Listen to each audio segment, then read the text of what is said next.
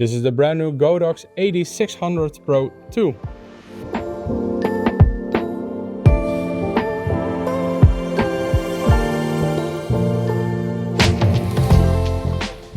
First thing they improved is the screen. It's a full color screen with higher brightness and higher contrast. The colors are also implemented in the menu. It's much easier to navigate this way because every setting has its own color. With its new color screen, every group got its own color. The color is also shown on the LED indicators on both sides of the flash.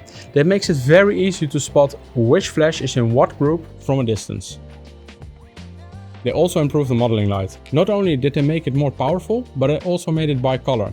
The temperature ranges from 2800 Kelvin to 6000 Kelvin. This also makes it very suitable for simple video. The previous model had two flash modes, normal and color. The newer model expands that with freeze mode.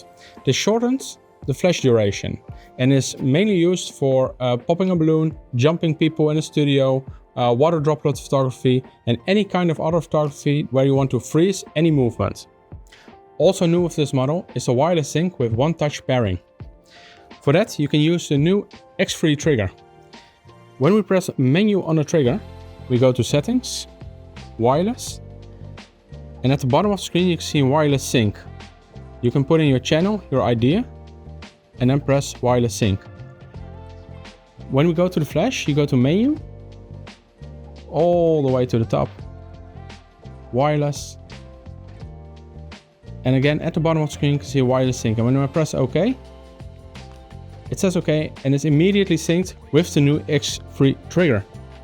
They also improved the power output. It has a wider range of possibilities and it can also be set to 512 of its full power.